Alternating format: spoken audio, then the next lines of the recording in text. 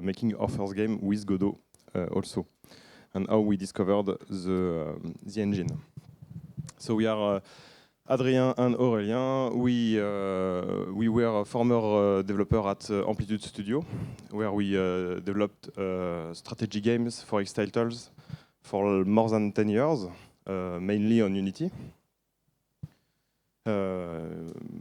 Yes, and that's us. And some years ago, we started to look at other technology, other engine, because I was curious about what exists in the world. So I learned about Godot like 4 years ago now, and make some tests with it, but it just stayed in my mind. And then last year we started to talk about creating our own company to make games.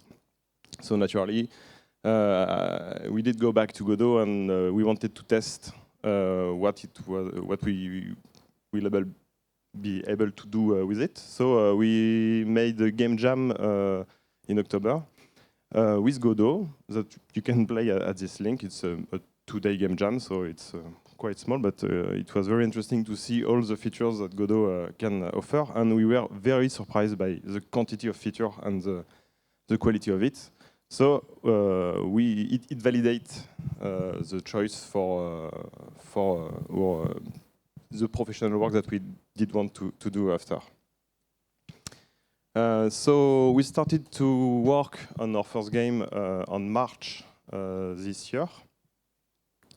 The idea was to make a very small game to test the engine, to test the technology stack, to test the marketing things, everything, and to be sure that we are able to do a small game.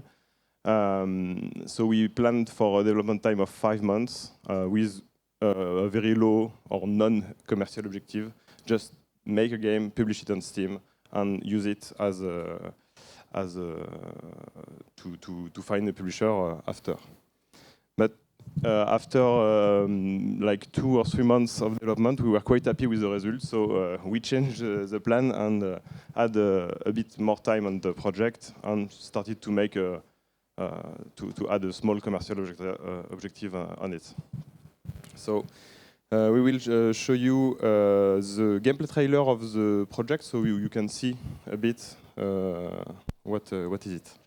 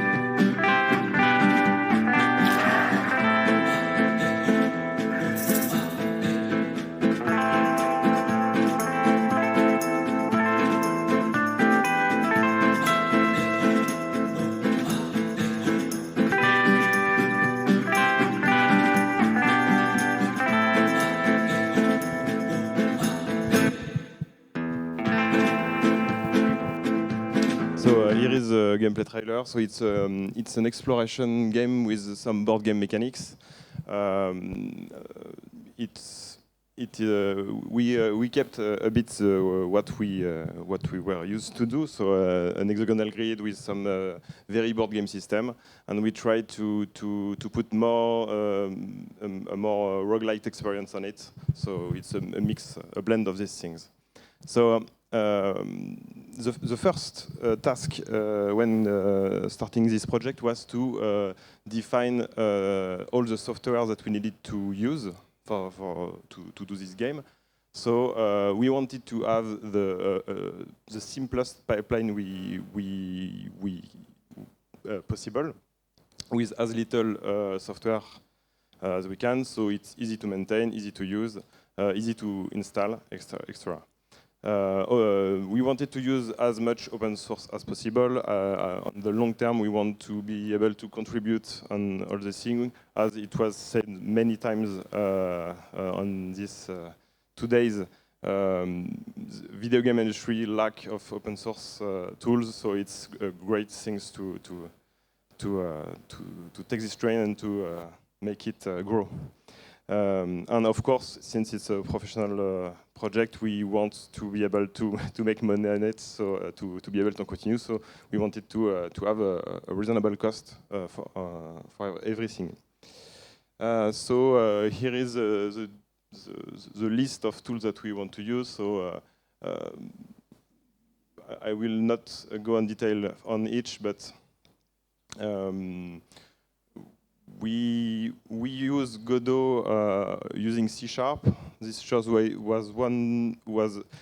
wanted to change from Unity to Godot, and since I was very used to use C#, I told myself that it was simplest to change the engine without changing the language at the same time, so to be efficient. And for now, I'm quite happy with this choice. It works very well. On the other hand, there is like very huge software like Blender that are go-to choice even for a lot bigger projects. These are very quality software. We did not took only open source software. For example, we use Affinity Designer to replace Photoshop. We didn't found something that was easy enough to use for us. But there is some alternative to avoid using the big pricey software.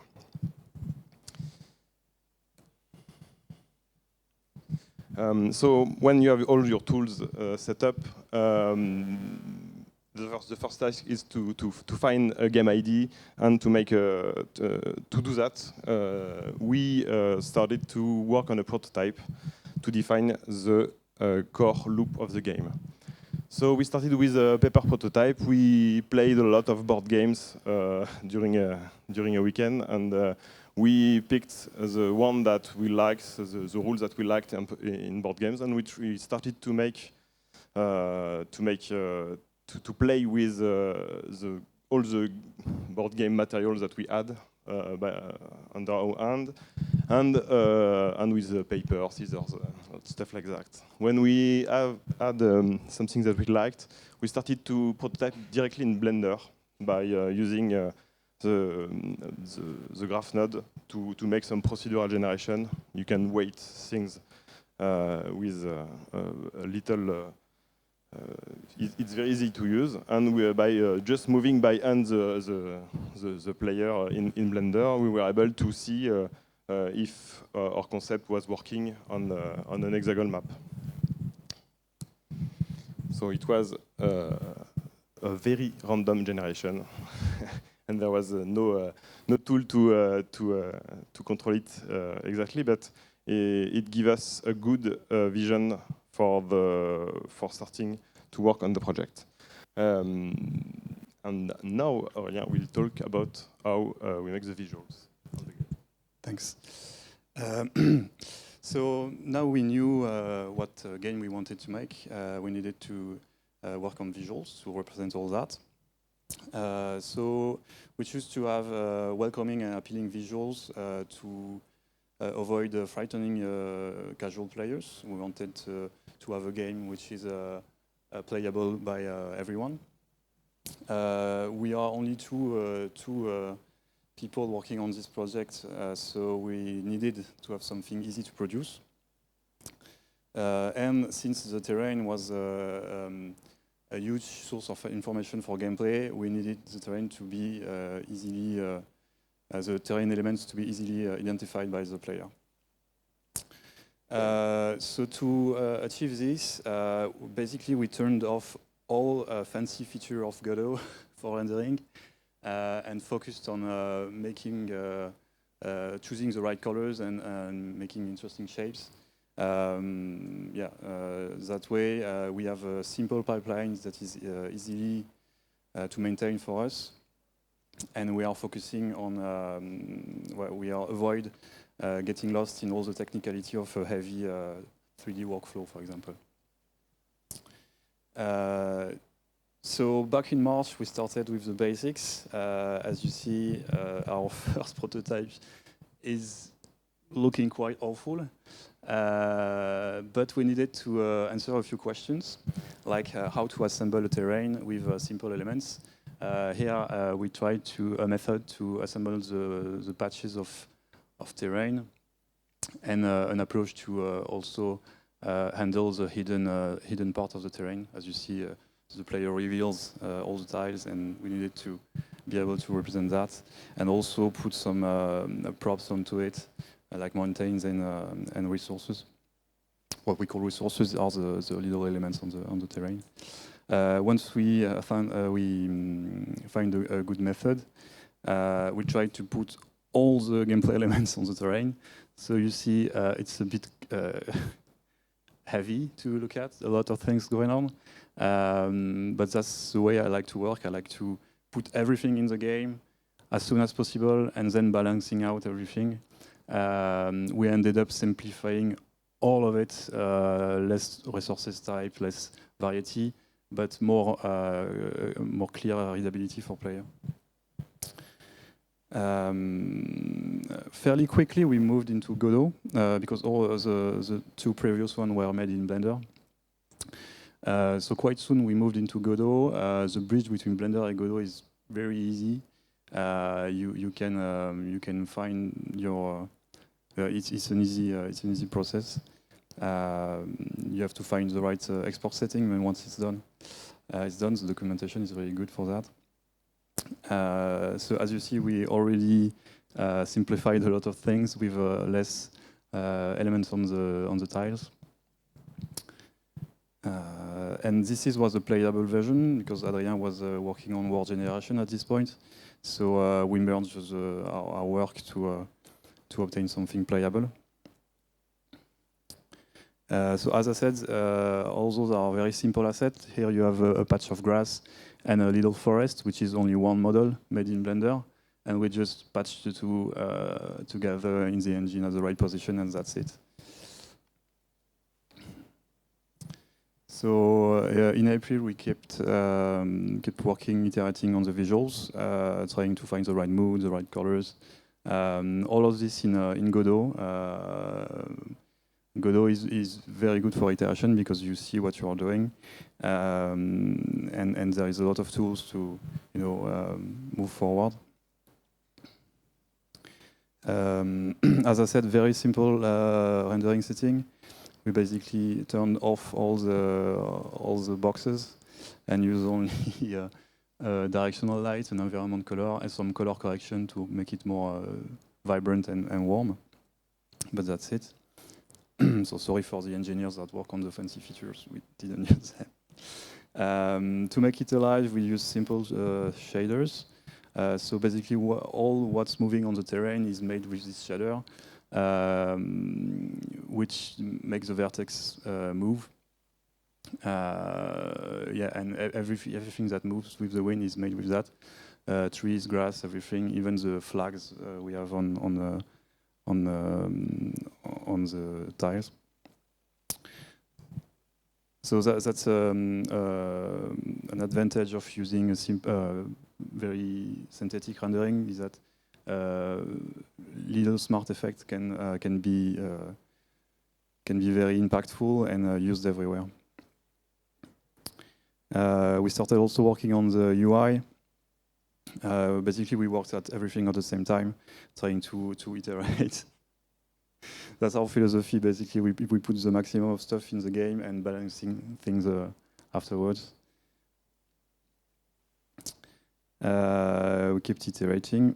Here we had all the feature in gameplay in the game. So all the resources type, all the what we call the curse, the mountain in the background, everything is there. And as you see, we already simplified a lot of the elements to make it more easy to read. Here we kept working on the UI, iterating on the visuals.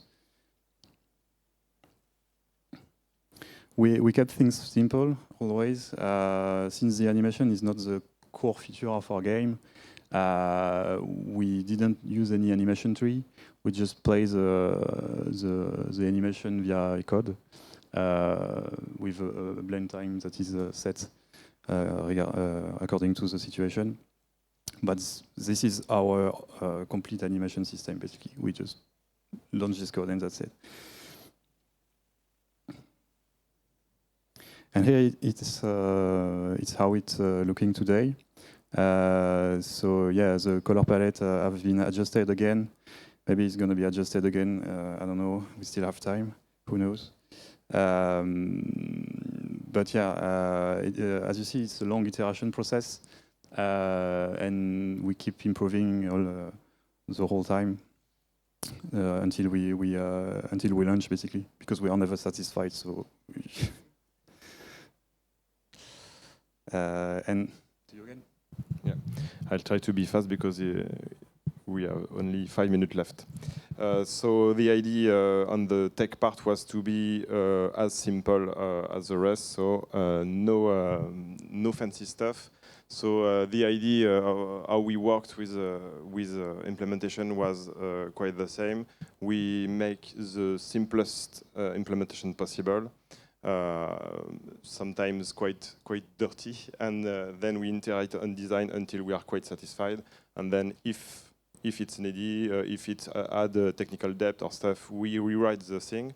The idea is to make the removable implementations that are less linked possible with the other code, so it's quite easy to rewrite or to remove. So the architecture is quite simple. We have like singletons that are available from everywhere, so you don't have complicated stuff to pass information. And to be a bit safer, there is 2 scopes on singletons, one for the applications for the whole game, and one for a game that allow us to be sure to destroy things when you quit a game and reload without quitting the application. And all the game is done with a simple state machine, because since it's a board game, it's a very simple flow, very controlled flow, so it works quite well with that. And we also use a view model architecture where all the gameplay is done in pure C#, and then Godot is used to create the view of it and animate everything extra. A take on how we write data is that we use code to describe our data. We are both used to work with code, with C# code, so we can modify everything in it. And the advantage of that is that we can use the compiler. The C# compiler can be used as a data checker, because it's check for name, it check for reference. You can see where things are used, etc.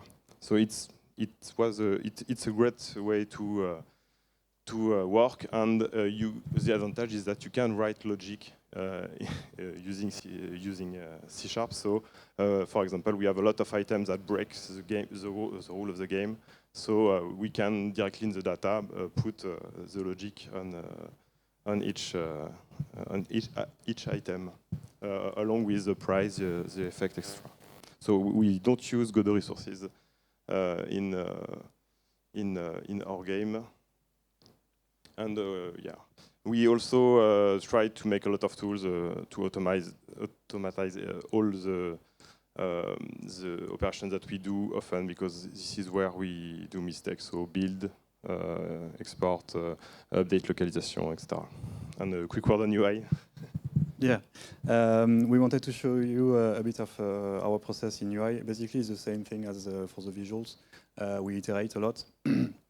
We start with well, it's a very simple workflow. We do mockups directly in Godot because the system is very nice to throw a lot of things in the engine and basically work on that. Once you have a mockup directly in Godot, well, it's very easy to plug it in the game. And after that, it's iteration, iteration, iteration.